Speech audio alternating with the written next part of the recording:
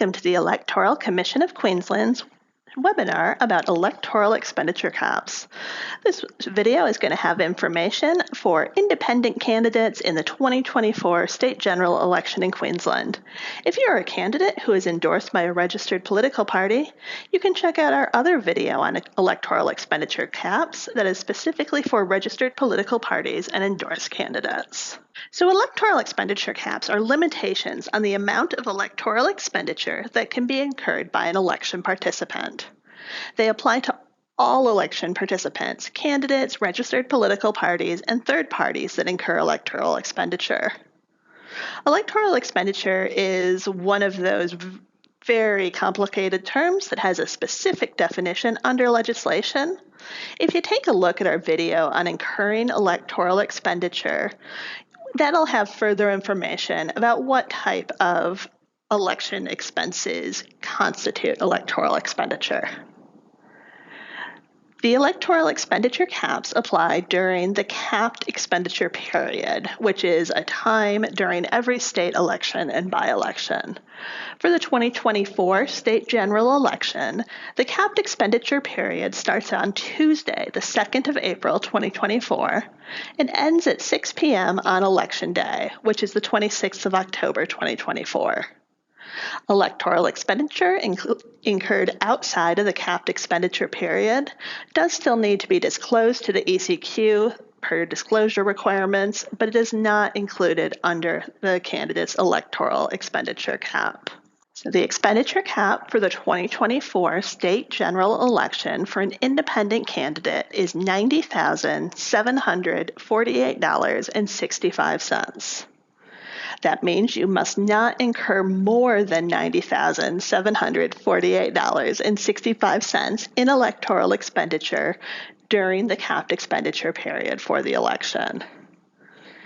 Now, you need to keep in mind that electoral expenditure is incurred when the goods or services are distributed or supplied. This isn't necessarily the same day they are paid or invoiced. So if you buy some of your election flyers, say in March, before the capped expenditure period starts on the 2nd of April, but you distribute those flyers throughout May and June, the electoral expenditure would be incurred on that first day of May when you start distributing the flyers, and it would count towards your electoral expenditure cap. We have more information and examples in our short video when electoral expenditure is incurred. Noncompliance with the electoral expenditure caps is a criminal offense which carries substantial penalties, including potential prosecution. The ecq can also recover up to double the amount of expenditure that exceeded the cap as a debt to the state.